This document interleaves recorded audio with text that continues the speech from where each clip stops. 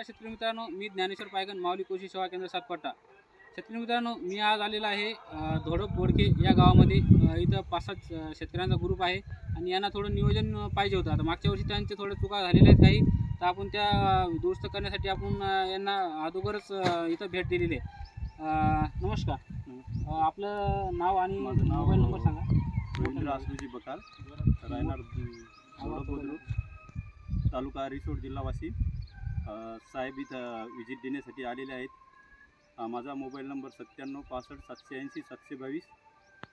शेतकरी मित्रांनो, यांनी आता काही शेतकरी बेड पाडून तयार रेडी झालेले आहेत. काही हाताने लागवड करत आहे आणि काही मशीने लागवड करत आहे. आता सर्वात महत्त्वाचं म्हणजे बेड प्रिपरेशन, लागवडीचा हंगाम, या सर्व गोष्टी बघण्याचं महत्त्वाचं म्हणजे आता हे जे बेड आहे, आता हे बेड लागवड करता येते. याची जे याची जे लागवड प्रक्रिया आता हे जे आहे 1 फुटावर जवळपास 1 फुटाचं हे म्हणजे ऑटोमॅटिक प्रमाण आहे. इकून आपली जवळपास 6 इंच सुटली पाहिजे आणि इकून आपली 6 इंच सुटली पाहिजे. या दोन्ही सरीमधलं अंतर 1 फूट आलं पाहिजे. आणि हे जे बेड आहे हे आपण जर बेड घेतो ते 2-2.5 फुटाचा आपल्याला बेड घ्यायचा आहे. आणि याची जी हाईट आहे, याची हाईट आपल्याला जवळपास 15 सेंटीमीटर म्हणजे अर्धा फूटच्या पेक्षा वरी नको आपल्याला. कारण त्याच्यानंतर जे कंद जर उघडं पडले किंवा मातीच्या वर जर कंद आले तर ते कंदमाशी आणि कंदसड याचा प्रादुर्भाव आपल्याला समोर दिसून येतो. सर्वात महत्त्वाचं म्हणजे जास्त आपण जर अर्ध्या फुटाची जर हाईट घेतली तर ते जास्त खोल प्रमाणात म्हणजे जास्त जसं पाहिजे आपल्याला तसं प्रमाणात पडते. आणि आपण जर हाईट जास्त घेतली तर दुसरा भर घालायला आणि तिसरा भर घालायला आपल्याला अडचण जाते. शेतकरी मित्रांनो, सर्वात महत्त्वाचं म्हणजे आता हे लागवड करत आहे त्याच्यामध्ये आपल्याला बीज प्रक्रिया करणं खूप महत्त्वाचं आहे. कारण सुरुवातीला जे आपल्याला पोषक वातावरण पाहिजे, जे इन्ग्रेडियंट पाहिजे ते त्या बीज प्रक्रियेमधून आपल्याला मिळत असतात आणि उगवण चांगल्या प्रकारे होत असते. आणि किडींचा प्रादुर्भाव पण त्याच्यापासून आपल्याला संरक्षण मिळत असते. त्याच्यामुळं बीज प्रक्रिया करणं खूप महत्त्वाचं असते. आणि लागवडीचा हंगाम आपल्याला जर 35, 30, 35, 36, 37 डिग्री टेम्परेचरपर्यंत जर तापमान वातावरणाचं झालं तर त्या वातावरणामध्ये आपण लागवड करू शकतो. आपल्याला त्याच्यापासून काय हानी होत नाही. आणि आपण जर 1 महिना 1.5 महिना अगोदर जर आपण लागवड केली तर आपल्या आपण जे बेणं जमिनीमध्ये टाकत असतो त्याच्यामध्ये 20%, 25-30% आपल्याला त्याचं नुकसान होते. म्हणजे 30% आपलं जे आपण लागवड करतो त्याच्यामधलं 30% बेणं आपलं हे निघत नाही, ते जमिनीमध्येच पडून राहते. आणि त्याच्यानंतर आपला जे लागवडीचा जे साईज असते म्हणजे आपण 8 इंचावर 9 इंचावर लावतो ते 10-12 इंचावर असं या पद्धतीनं ते कंद आपल्याला नंतर निघून येतात. तर ते आपण जर समजा 8 इंच 9 इंचावर जर लागवड केली आणि त्याच्यामधलं जर एक कंद जर नाही निघाला तर ते डायरेक्ट 16-15 इंचावर असं झाड आपल्याला दिसायला लागते. तर हा बीज प्रक्रियाचा खूप प्रॉब्लेम आहे. त्याच्यामध्ये टेम्परेचरचा खूप ड्युरेबल पाहिजे आपल्याला, कमीत कमी 36-37 डिग्रीपर्यंत टेम्परेचर पाहिजे. आता हे भाऊ जे लागवड करत आहेत तर यांनी याच्यामध्ये आता भेसळ डोस वापरलेला नाही. दरवर्षी तुम्ही याच पद्धतीने लागवड करता. शेतकरी मित्र आणि निंबोळी पेंट टाकलेला आहे. शेतकरी मित्रांनो, फक्त यांनी काय केलेलं आहे की सिंगल सुपर फॉस्फेट त्यासोबत निंबोळी याच्यामध्ये टाकून बेड यांनी प्रिपरेशन केलेलं आहे. आता माऊली पॅटर्ननुसार शेतकऱ्यांना मी 40, 45, 48पर्यंत उत्पादन शेतकऱ्यांना मी मागच्या वर्षी काढून दिलेलं आहे. आणि ते आपण कालच्या न्यूजला पण बघितलं असेल. तर हे कसं राहते की सुरुवातीपासून तुमचं म्हणजे बेड प्रिपरेशन, मातीचे पोकळ माती तयार करणं एकदम. आता हे जे ढेकळं आहेत, हे ढेकळाचं कसं राहते, आपण उन्हाळ्यामध्ये नागरी केली, एक पाऊस पडा त्याच्यामध्ये एक रोटावटर जर मारला आपण तर पूर्ण एकदम मातीचा गोळा होऊन जाते.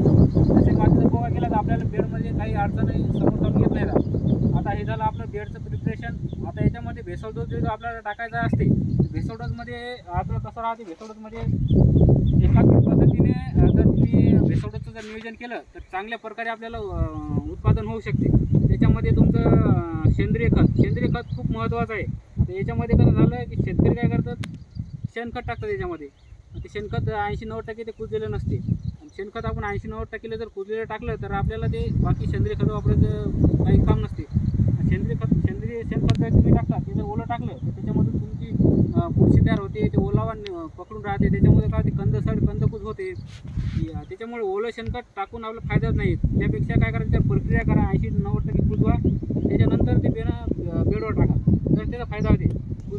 कुजलेलं जर नसेल तर सेंद्रिय अग्रेसिव्ह कंपनीचं ओरिजिनल मशरूम बेस डिकम्पोजर मशरूमपासून बनवलेले सेंद्रिय खत आहे. त्याच्यामध्ये ट्रायकोडर्मा, एफटीके बॅक्टेरिया, कन्सर्सिया याचं चिलिशिंग केलेलं आहे. म्हणजे त्याचं एक प्रक्रिया करून ते चांगलं सेंद्रिय खत बनवलेलं आहे. ते जर वापरलं समजा कमीत कमी आपल्याला ते 10 बॅगा वापरायच्या, त्याच्यासोबत आपल्याला रासायनिक खतामध्ये आपल्याला ते पोटॅश घ्यायचं 1 बॅग, सिंगल सुपर फॉस्फेटच्या 3 बॅगा घ्यायच्या आणि अमोनियम सल्फेटची 1 बॅग.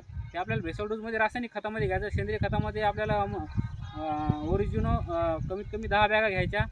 त्यासोबत जैविक खतं मायक्रोरायझा, रुटांचा मायक्रोरायझा आपल्याला 4 किलो घ्यायचं आणि कीटकनाशक आपल्याला अल्ट्रारिजन 4 किलो घ्यायचं. या पद्धतीने आपल्याला भेसळ डोस तयार करायचा आहे. याच्यामध्ये आपल्याला सर्वात महत्त्वाचं म्हणजे सिलिकॉन आणि ऑर्गॅनिक खत जे ॲम्पल जी नावाने येते आणि दुसरं G5 नावाने येते. आणि सिलिकॉनमध्ये डायटोन सिलिकॉन येते आणि त्याच्यामध्ये दुसरं जर घ्यायचं असलं तर पोटॅशियम सिलिकॉन येते. या पद्धतीचं जर तुम्ही कॉम्बिनेशन केलं तर लागवड करता वेळेस जर भेसळ डोस टाकला तर तुमची उगवण म्हणजे तुमचा डायरेक्ट एका महिन्याचा फरक पडतो. आता शेतकरी काय करतात की आता लागवड करतात. आता तुम्ही समजा लागवड केली तर हे तुमचं 21-25 दिवसानं उगवणार. तर ती उगवण्याची जी ताकद असते ते फोर्स त्यांना जे पाहिजे असते ते त्यांना मिळत नाही. आता हे झालं आपलं भेसळ डोसचं. सर्वात महत्त्वाचं म्हणजे आता ही मशीनला लागवड करताय. आता यांनी बेनं वगैरे उत्कृष्ट बेनं यांनी निवडलेलं आहे. कोणतं बेन आहे? कृष्णाशेलम हे बेन आहे. बघा याचे कोंब वगैरे आलेले आहेत. आता उत्कृष्ट पद्धतीचं बेन आहे. आता हे यांची लागवड आहे. ही किती साईज आहे आपली? 4 इंच. ही 4 इंचावर लागवड आहे. बरोबर आहे. म्हणजे हे 6-7 इंच. 6-7 इंचावर खाली 6-7 इंचावर हे पडते, ऑटोमॅटिक पडते. शेतकरी मित्रांनो आता हे बेडची साईज आहे. आता बेडची साईज किती आहे तुमची? 4.5 4-4.5. 4. शेतकरी मित्रांनो ही जी बेडची साईज आहे या इथून तर ते तिथपर्यंत 4.5 म्हणजे हे बेड किती तयार व्हायला आपलं? 2 फुटाचं म्हणजे 4चीच लागवड आहे. शेतकरी मित्रांनो हे 2 फुटाचं बेड तयार व्हायला आणि म्हणजे याची लागवड पद्धतशीर होत आहे. फक्त याच्यामध्ये जे काही चुका येतात बेने प्रक्रियापासून लागवडीपासून कसं त्याचं म्हणजे त्याचं माप कसं घ्यायचं, साईज कशी घ्यायची, संपूर्ण नियोजन यांना मी यावर्षी देत आहे. तर याची तुमचा ग्रुप किती जणांचा आहे? 10 जणांचा ग्रुप आहे. आणि यांना आता ह्या चुका जी झाल्या आहेत ह्या आता पुढच्या जे लागून करता तुम्ही ते त्याच्यामध्ये सुधारण्याचं आपण 100% जे यांना जे NPKचा रेशो राहील, मायक्रोन्यूट्रनचा जो वापर राहील त्यानुसार आपण त्यांना भेसळ डोस देत आहोत. आणि याच्या पुढच्या पण भरघोस उत्पादनासाठी त्यांना शुभेच्छा देऊ. धन्यवाद.